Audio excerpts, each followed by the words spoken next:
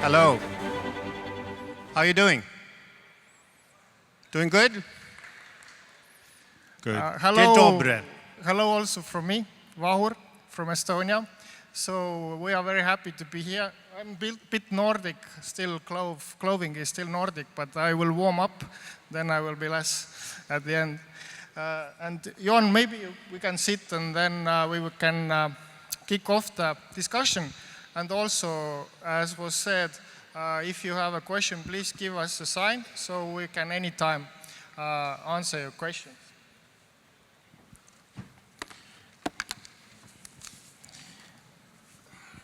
So by the way, just a first question. How many of you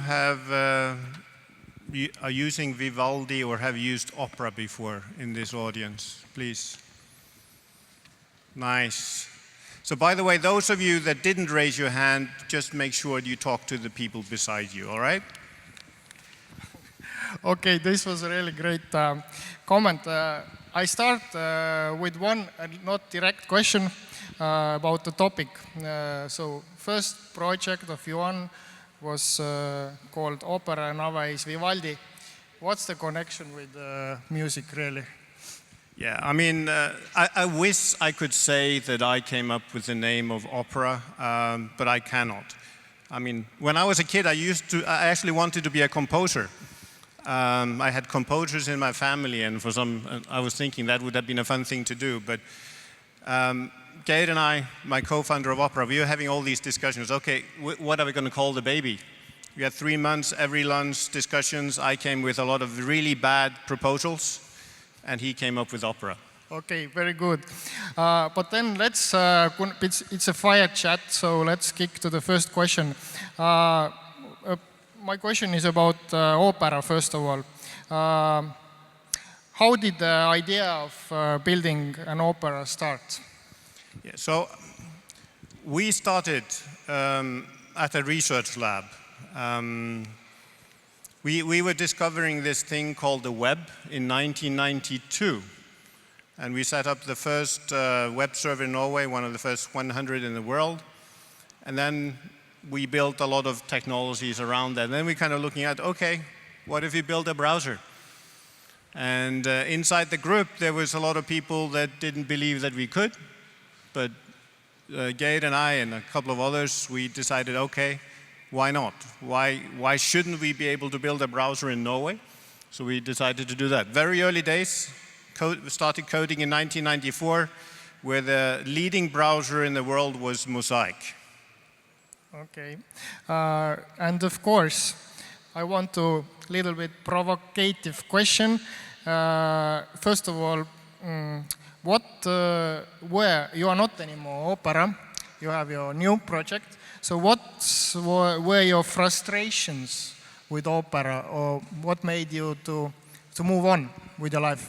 Yeah, I mean, it's a big movement. If you see it that way, I've been building browsers for 17 years, and I really loved what I was doing. And I'd gone through the motion. So we were 2 people with €6,000 in starting capital, and we built the company gradually, and we had a lot of fun. And we went through all the stages of being a startup, first 5 years or no money, then investors, then going public. And when we went public, in some ways, that's the time that we were losing control of the company. And when you get investors, you have to promise them an exit. And obviously, given that we had VCs, we promised them an exit and we took the company public. But there were some investors that were not really happy with that. They actually wanted to sell the company. They believed that the reason why we were successful must be some kind of fluke. Okay. And they really wanted to sell the company. And we had 7 years of internal fighting in the company. And I guess I got tired. So I quit the company, and I was thinking I would do something else. And at the time, I spent some time finding out where do I want to live in the world, because just trying out something new, moving to the US is what we ended up doing after 6 months of deliberation. Wanted to be on the other side, working with startups, so I invested in about 10 startups, set up the innovation house in Iceland to support startups. But then there was a decision by Opera to to change the product, throw away 19 years of work, throw away all the code that we had written, and focus on a different kind of product. And there was a lot of people that were really into what we were doing at Opera. They really liked what we did. They liked the products we built, and we had a huge following. And a lot of those people were in distress. I mean, they were unhappy about the situation. They were contacting me, asking, can't you do something about this?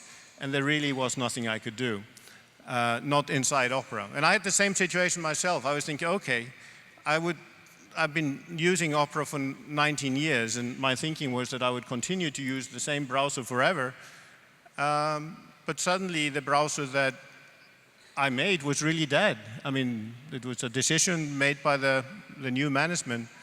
And, well, if no one else is going to do it, then you have to do it yourself. So we are building a browser for all those people that were using Opera before, and for anyone that wants a browser that is a bit more interesting and advanced than whatever you get today from browsers.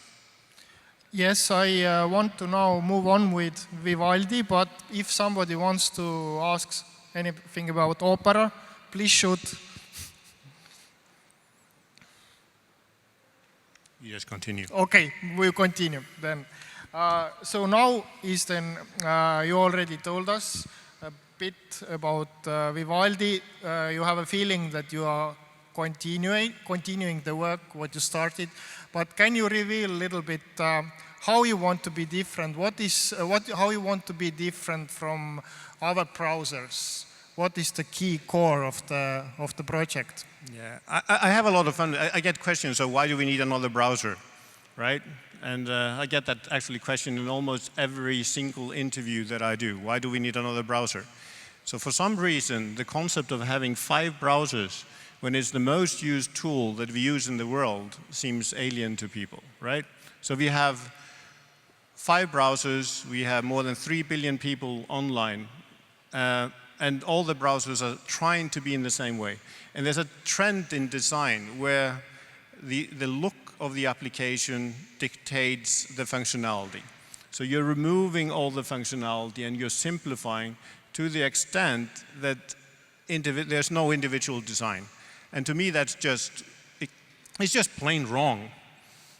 I believe that any tool should adapt to the customer. I mean, we all adapt to customers in anything we do. Everything we do is about adapting to the customer. And to me, that's not happening in browsers or actually in a lot of software design. There's this, okay, let's build something beautiful and then people will adapt to it. My thinking is we should adapt to the user and we spend resources doing just that. And that's where we are different. And we put in a wealth of functionality that you'll find in no other browser because a lot of people are spending time online. Let's do another check. How many of you have in your browser regularly more than 10 tabs? Yeah. About half or 60, 70%, I would say.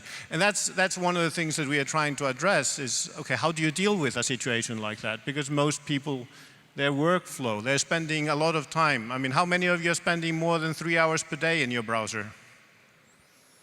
That's almost all of you. So you're talking about the tool that you spend all your time with. So why would you then use a tool that doesn't adapt to you? Yes. One thing, it's a bit, we had a good discussion with Jon before as well, and he helped me to understand one thing I want to ask once again. What's the difference between open source versus closed source, and how it is connected with open standards? Yeah, I mean, it's interesting. I mean, I did open source before, I've been doing open standards all my life, and I'm fighting for open standards. I mean, we're doing a lot of that with regards to the web. And I think, in a way, obviously, we all hate the concept of proprietary software, and particularly if there's one winner. But the reality is actually no better if it's one open source, because innovation stops, and typically what happens is there's one company that controls the directions. With open standards, you'll have multiple implementation of the same technology, which means that you'll have competition, which means that you actually have progress. So in some cases, there's this thinking that, okay, if you have open source, you don't need open standards, but to me, that's just totally off. And again, the fight for open standards is something that's really important. I believe if Tim Berners-Lee and the team at CERN hadn't decided to make the web standards open, we would not have the web that we have today, and we would be stuck in Microsoft land running DOS and Windows. Yes. Also, I guess here most of the people are connected with startups, and that's why it's interesting to ask Jon also, how is Vivaldi as a startup? I know you have some different situation. You yourself are also investor, but can you give some maybe free, I know you don't like general recommendations, but about this exit issue, do you recommend startups to search early exit, or you don't think it's a good idea? I think it's terrible. You know what? It really gives me, I don't know, I hate it when I see companies that are being told to present, okay, you have to have an exit strategy inside 3 years. So what is an exit strategy in 3 years? How many of you know of companies that have gone public in 3 years? I mean, basically there's 3 ways of an exit if you're talking about, I mean, you're 3 ways of exit, right, for the investors. One of them is going public. Now, if you go public, you're probably doing pretty well, but most likely that's going to take more than 3 years. Realistically speaking, most companies don't survive 5 years, so you need time to do something like that. You need time to build up a company, and all the processing and all the organization to go public, you don't do that in 3 years unless you've done it multiple times before. It's just not going to happen. So the other alternative is the sale. Now, if you're building a company to be sold inside 3 years, you're not building a company, you're building a for sale sign. And I just think then you have no real ambition.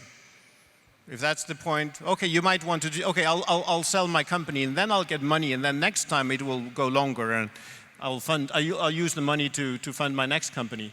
But then your heart is not in it, because if your heart was in it, you wouldn't have a 3-year strategy of selling your company. And the last one is, okay, let's take some patents, right? Let's all take some patents. You want to become a patent troll?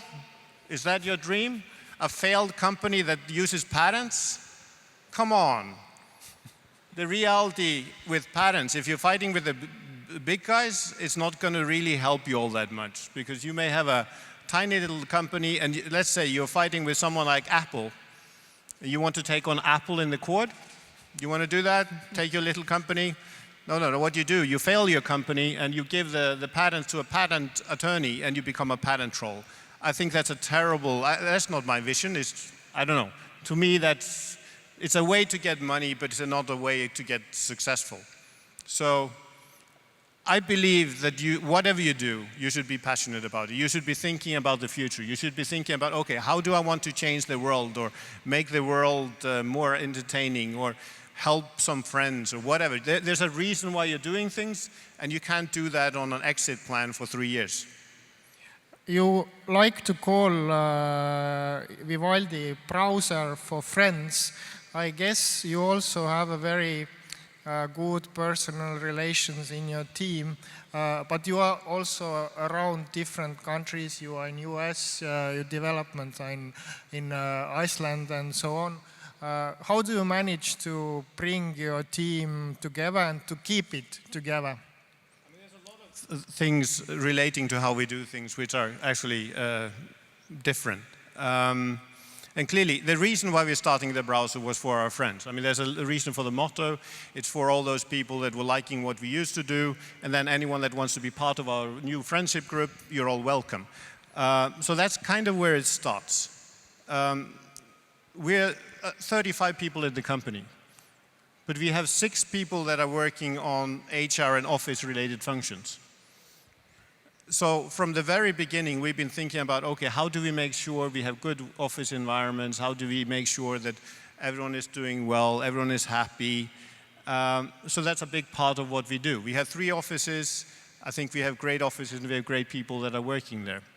Then we have, because we're in different locations, it's really difficult to deal with different locations, making sure you have a good team. So what we do, we have gatherings. So next month, for example, the team is gathering in the US. We have an innovation house there. It's a house from 1880 with 18 bedrooms.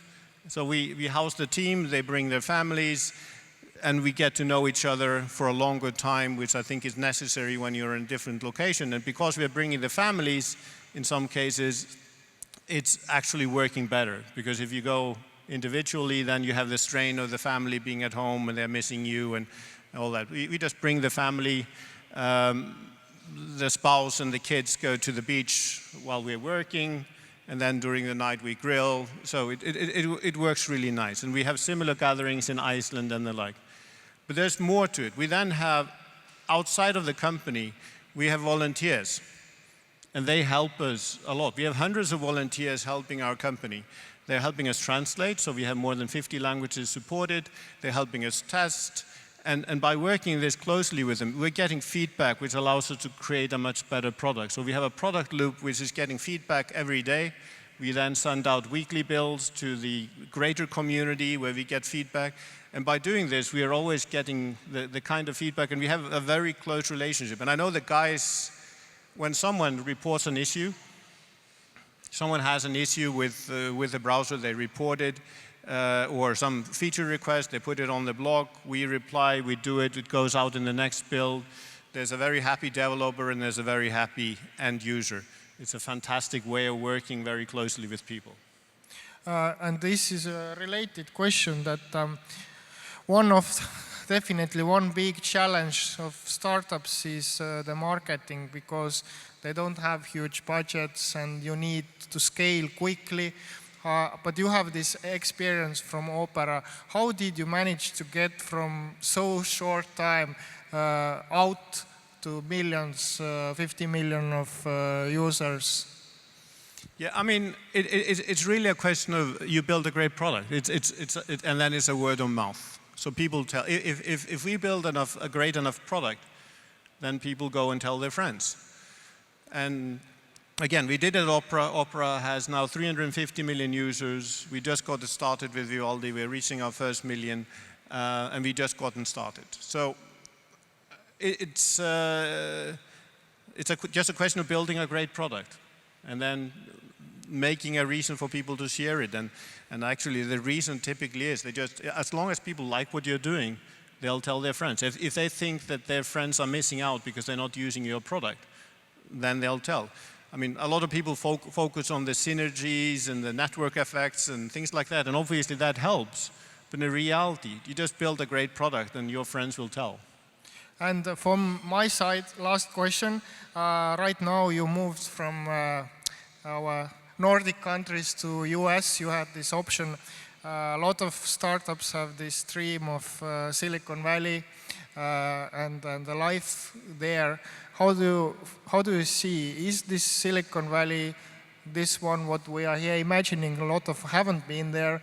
Do you recommend us to go there, or what has been your experience? No, I don't. I don't recommend you going there.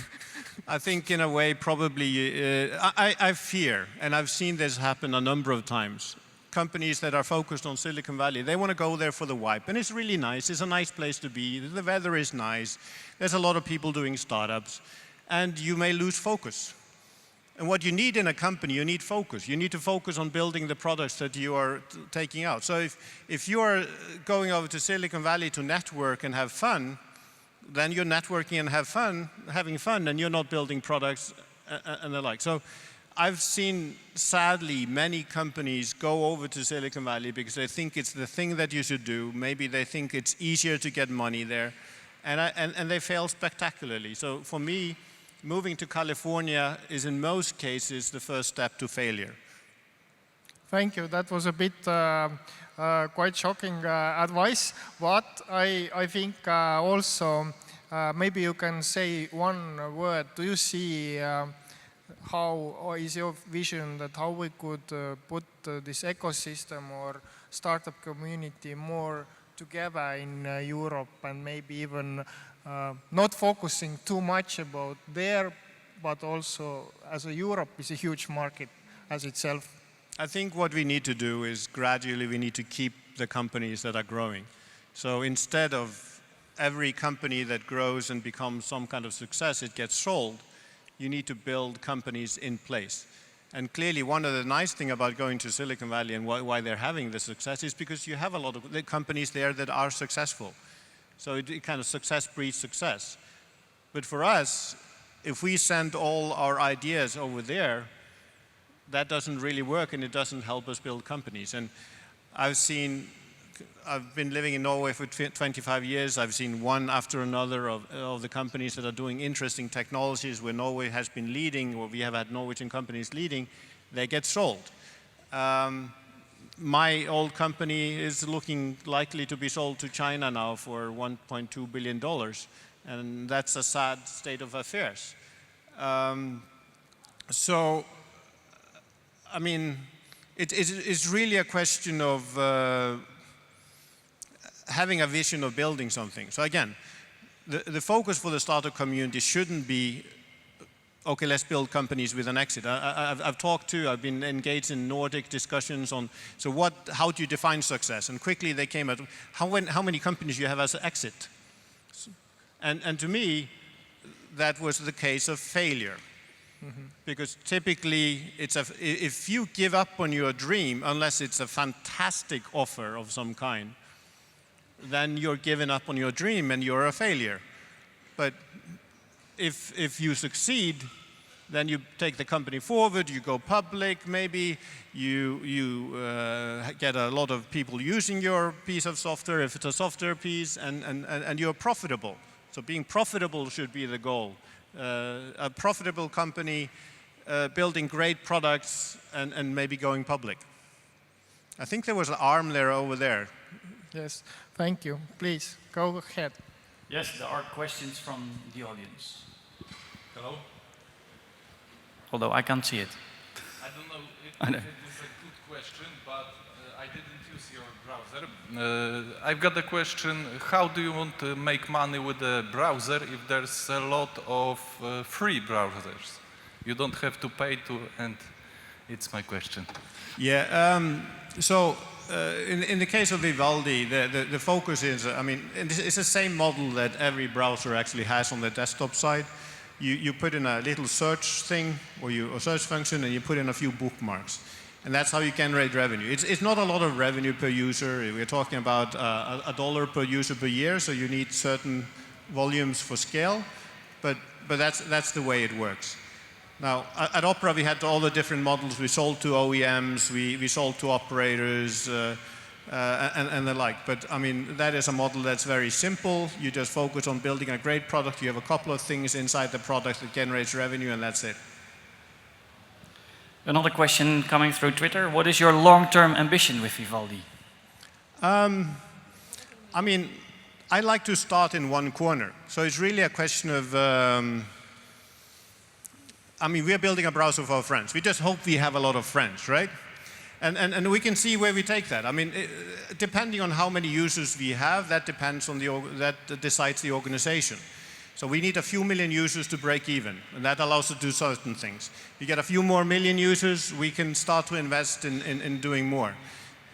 We would love to be able to engage with web standards. We would love to be able to do a lot of innovation. And I think, that's one of the things that we promised. There will be a lot of innovation. There will be a lot of new things that you've never seen in a browser before, and that will be coming from us. We did it at Opera, and we'll do it again with Vivaldi. There will be plenty of innovation. We'll make great products, and then we see what that leads to, how many users we get.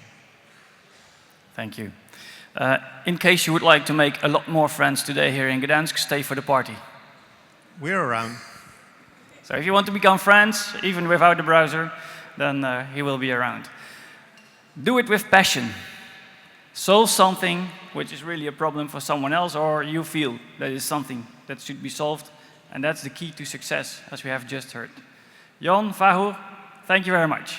Yeah, Yes, thank you, and you warmed up me so I can get rid of my jacket.